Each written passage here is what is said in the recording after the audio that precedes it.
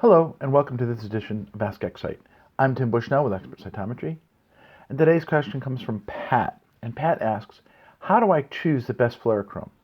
Now, Pat, that's a great question because there's a lot of pieces that go into that question to try to determine the best fluorochrome to use. Well, the first one is going to be, what is your antigen density? And we don't need to know the exact number, but low, medium, or high.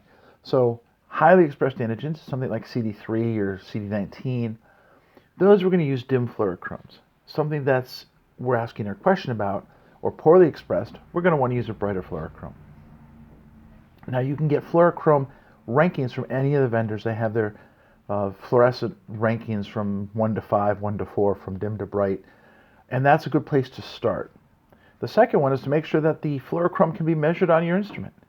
It's great to use, know that brilliant violet 421 is a very bright fluorochrome, but if you don't have a violet laser, you can't detect it. And don't forget to check to make sure you have the filters that will measure it, even if you have the excitation laser.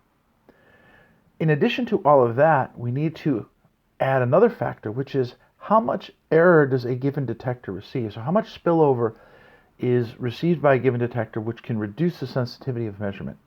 So there's a great papers that have been published by this from the Rotor Lab that look at different ways to measure the sensitivity. And if you rank your instrument based upon this information, then you start to have a more complete picture. We're going to balance brightness of the fluorochrome with expression level of the antigen into channels that have less spillover so you can make a more sensitive measurement.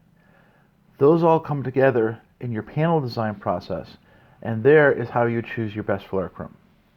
Thanks for the question, Pat. And remember, if you have questions, go to getflowtraining.com to learn more about Expert Cytometry.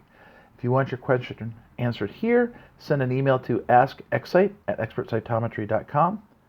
So thanks for listening to another Ask Excite. Until next time, be sure to stay right here to learn the best practices in flow cytometry from your friends in Flow, Tim and Team Excite.